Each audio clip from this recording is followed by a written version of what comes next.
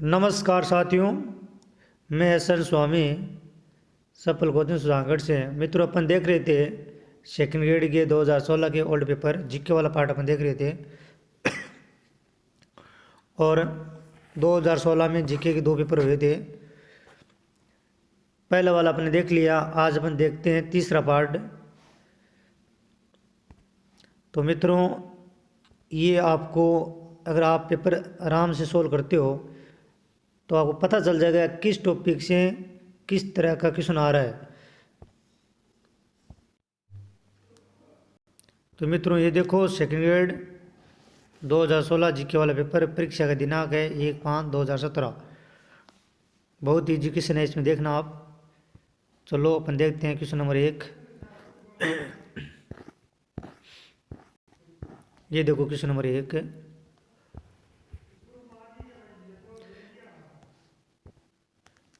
निम्न में से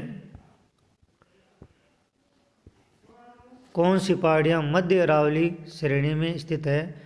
मध्य अरावली यहाँ पे जो पहाड़ियाँ है उसका नाम है मेरवाड़ा की पहाड़ियाँ। कौन सी पहाड़ियाँ? मेरवाड़ा की पहाड़ियाँ। ठीक है दोस्तों, अब आगे आप हम बात करते हैं। क्वेश्चन नंबर 2 देखो। राजस्थान में स्थित थार मरुस्थल में कौन सा बालू का स्तूप का प्रकार नहीं है।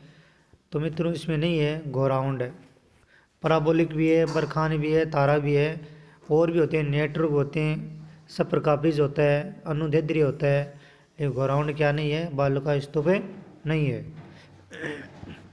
क्वेश्चन नंबर 3 देखो। लूणी नदी के प्रदूषण का मुख्य स्रोत क्या है।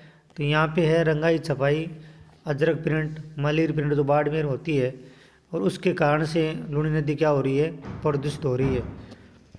बोराट का पठार किसके मध्य स्थित है। दोस्तों, ये बोराट का पठार, इसे कहते हैं मेवाड़ का पठार, और ये है कुंभलगढ़ और गोगुंदा के मध्य। क्वेश्चन 5 देखो। राजस्थान में सर्दी की वर्षा क्या कहलाती है। तो वो कहलाती है माउट। और मित्रों, ये काल वैशाखी, आमर, ये नार्वेस्टर, ये सब ग्रीष्म ऋतु की हवाएं हैं। 6 नंबर देखो। निम्न में से किस जिले की सीमा गुजरात से स्पर्श नहीं करती। तो वो जिला आपका है प्रतापगढ़, और प्रतापगढ़ सीमा लगती है मध्य प्रदेश की सीमा पर। क्वेश्चन 6 हो गए। क्वेश्चन 7 देखो। पश्चिमी राजस्थान में पश्चिमी रेतीला मरुस्थल की पूरी सीमा निम्न में से कौन सी समवर्षा रेखा बनाती है। तो मित्रों, इसमें राइट होगा 40 सेंटीमीटर, क्योंकि देखो मरुस्थल को 2 भागों बांटने वाली है 25 सेंटीमीटर। फिर राजस्थान को 2 भागों बांटने वाली है 50 सेंटीमीटर। और अरावली और मरुस्थल को बांटने वाली है वो है 40 सेंटीमीटर। तो राइट इसका 40 होगा, लेकिन आरपीसी ने इसमें क्या दे दिया, बोनस भी दे दिया। क्वेश्चन 8 देखो। भारत के मरुस्थलीकरण एवं भूवनयन एटलस इसरो 2007 के अनुसार राजस्थान में मरुस्थलीकरण से प्रभावित क्षेत्र है। तो मित्रों, वो है आपका 67%।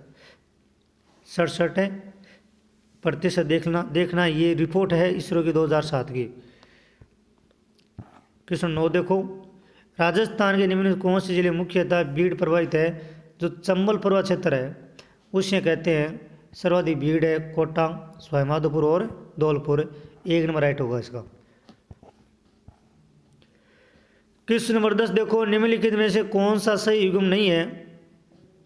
2 काली सिंध नदी की सहायक नदी है निवाच, बनास की सागी नहीं है मित्रों, ये सागी है। लूणी नदी की सहायक नदी है, तो ये कौन सी राइट हो गया इसमें। 2 नंबर राइट। माई का चाप सही है, साबरमती वाकल सही है। यानी ये नदियों में से क्वेश्चन लिया गया और थोड़ा डीपली क्वेश्चन लिया गया मित्रों, यानी सहायक नदी की सहायक नदियों से निकाला गया है। क्वेश्चन 11 देखो। निम्नलिखित नदियों में से राजस्थान कौन सी रूटित सरिता कहलाती है। तो मित्रों, ये है बाणगंगा नदी, जिसे रूटित नदी भी कहा जाता है, जिसे ताला नदी भी कहा जाता है। उसे बाणगंगा नदी को अर्जुन की गंगा भी कहते हैं।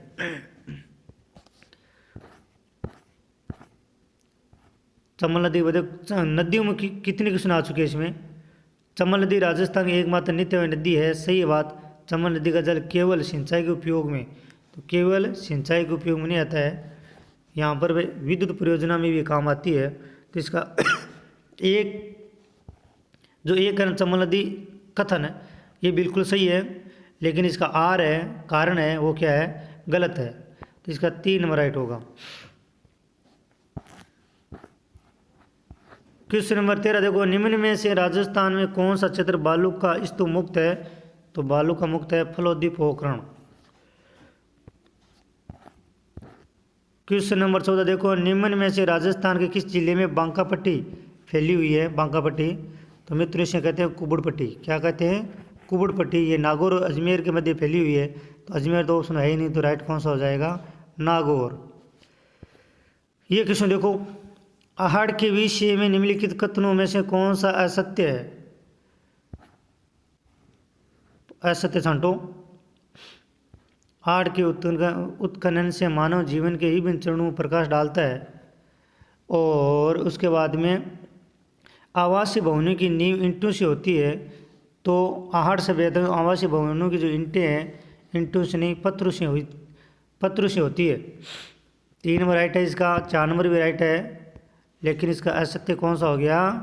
2 नंबर। क्वेश्चन नंबर 13 देखो, क्वेश्चन नंबर 16 देखो आप, बेराट में प्रथम उत्खनन किसके नेतृत्व में किया गया?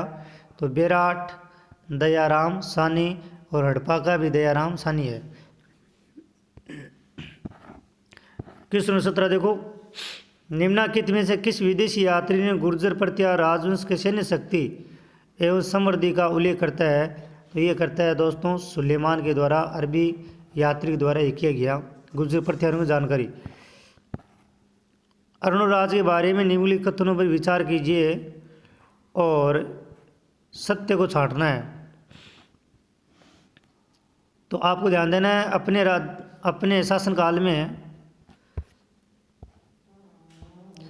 अपने शासनकाल के प्रारंभ में उसने एक गजनवी आक्रमण खदेड़ दिया, और उसके बाद में वह मालव के नरमन को पराजित करने में सफल रहा अपने चालुक्य दिन। 3 नंबर तो इसका राइट है भाई। और अपने पुत्र के द्वारा ये मारा गया। 3, 4 तो आना चाहिए ऑप्शन में। तो देखो 3, 4 कहाँ पे आ रहे हैं? 3, 4 इसका राइट हो गया मित्रों। 4 नंबर कौन सा राइट हो गया? 4 नंबर राइट हो गया इसका।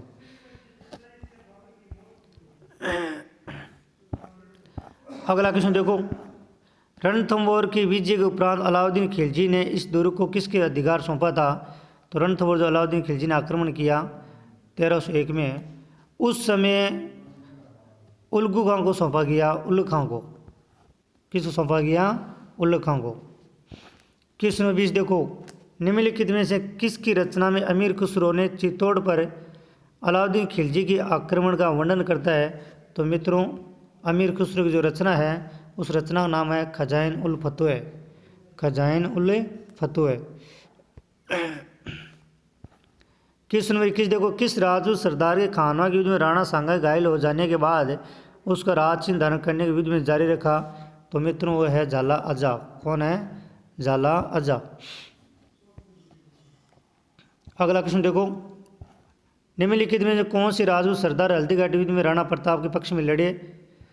तो इसमें 4 दे रखा, राम सिंह तंवर, झाला बेदा और राव कृष्णदास। अशोक परमार तो खानों के युद्ध में आया था राणा सांगा के साथ में। तो 1, 2, 3 देख लो कहाँ पे है। 1, 2, 3 4 नंबर राइट है इसका।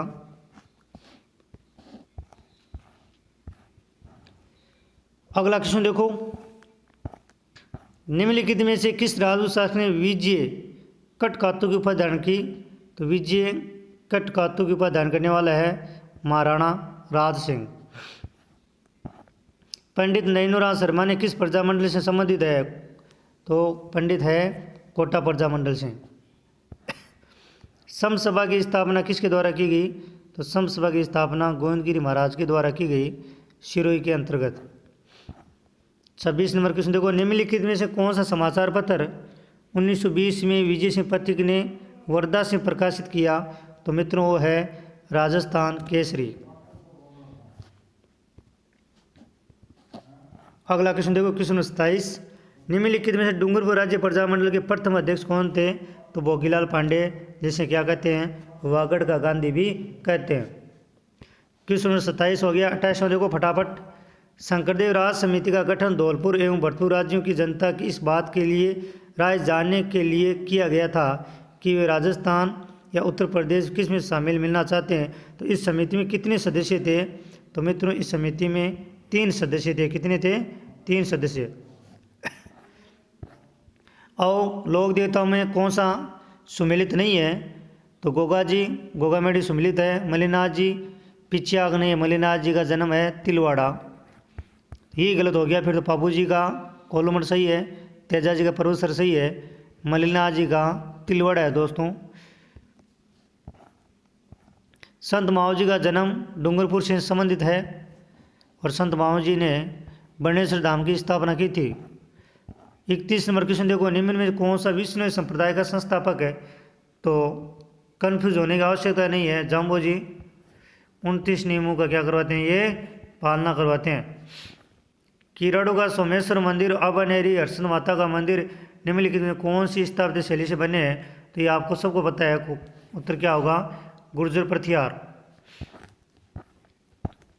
33वां क्वेश्चन देखो, निम्नलिखित में से किस दुर्ग को यूनेस्को ने विरासत दुर्ग घोषित नहीं किया गया है? तो मित्रों चिक्कू गाजर आम। अब आपको याद है यूनेस्को विश्व धरोहर में 6 दुर्ग शामिल है। देखो चित्तौड़गढ़ है, कुंभलगढ़ है, गागरोन है और जैसलमेर है, रणथंभौर और आमेर है। यानी कितने दुर्गों को शामिल किया गया? 6 दुर्गों को शामिल किया गया है। चिक्कू गाजर आम है, याद रख लेना। अब देखो मांडलगढ़ को विरासत दुर्ग में शामिल नहीं किया है। चलो अगला क्वेश्चन देखते हैं अपन फटाफट। गोपाल उदय हुक्मा जीवन चित्रकला की किस शैली से संबंधित है? मित्रों ये सिर्फ गोपाल उदय हुक्मा आमेर जयपुर शैली से संबंधित है। अगला क्वेश्चन देखो 35 नंबर, राजस्थान का प्रसिद्ध बेणेश्वर मेला किस माह में भरता है? तो माघ पूर्णिमा को भरता है बेणेश्वर मेला। आदिवासी का कुंभ भी इसे कहते हैं।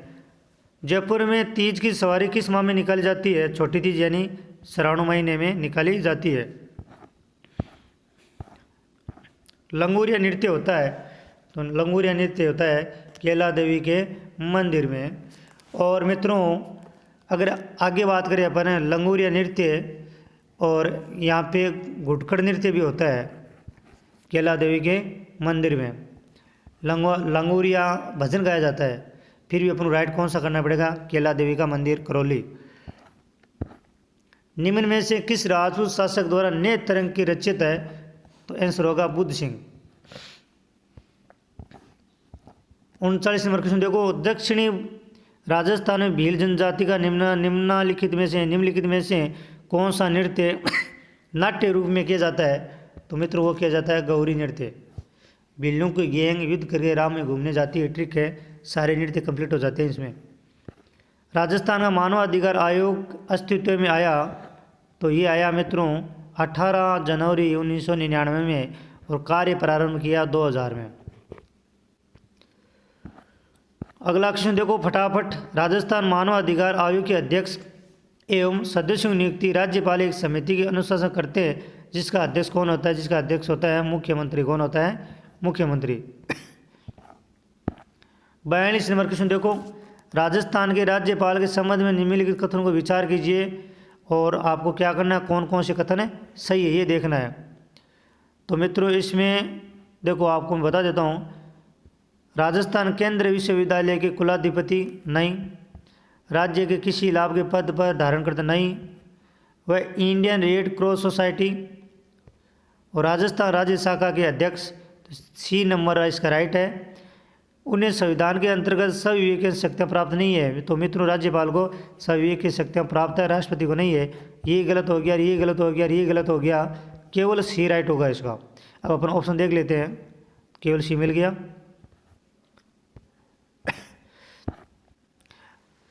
43 नंबर क्वेश्चन देखो, राजस्थान सचिवालय पुनर्गठन समिति 1969 में अध्यक्ष था, तो उसका अध्यक्ष था मोहन मुखर्जी, यानी मोहन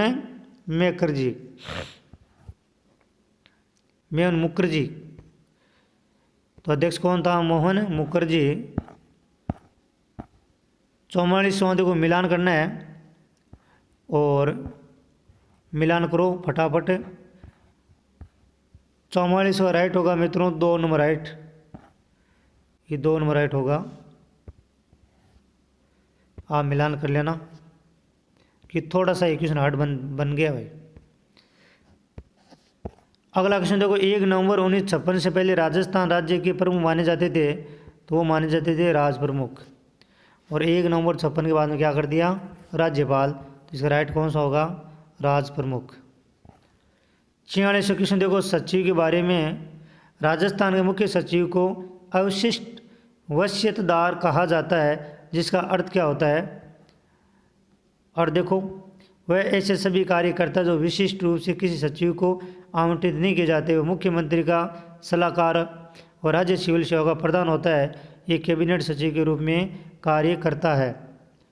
तो मित्रों राइट कौन सा हो गया इसका? इसका राइट हो गया 1 नंबर, वह ऐसे सभी कार्य करता है जो विशिष्ट रूप से किसी सचिव को आवंटित नहीं किए जाते हैं।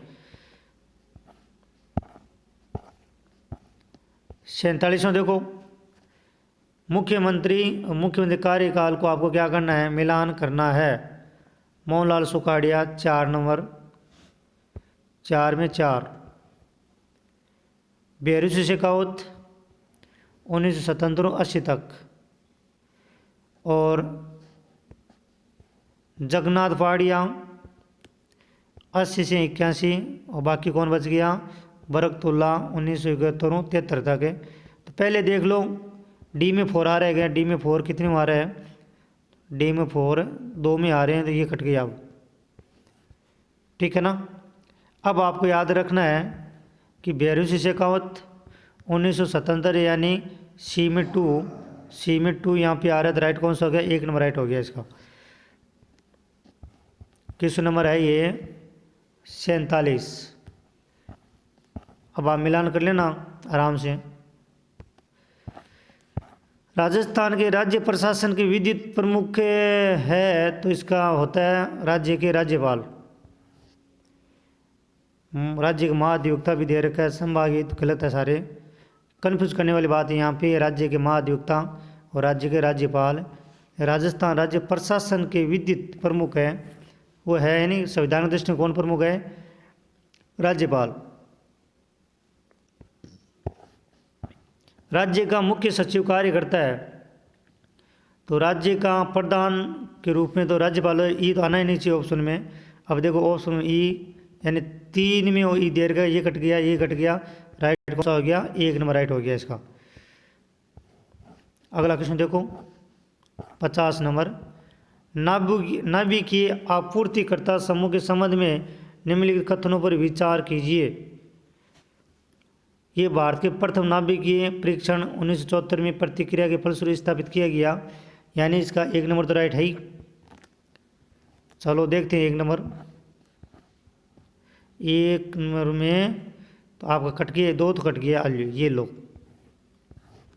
चलो अगली बात देखते हैं अपन। भारत ने जून 2016 में बीजिंग में पूर्ण बैठक का सदस्य बनने का प्रयास किया, तो डी तो मेल नहीं खा रहा इसमें, तो राइट हो गया इसका 3 नंबर राइट, ए और बी दोनों। एक बार देखना, 1 नंबर तो राइट होगा, 3 नंबर राइट है, ए और बी राइट है, बाकी दोनों गलत है। तो दोस्तों ये थे अपन के 50 क्वेश्चन। अगले पार्ट में 50 क्वेश्चन और पढ़ेंगे।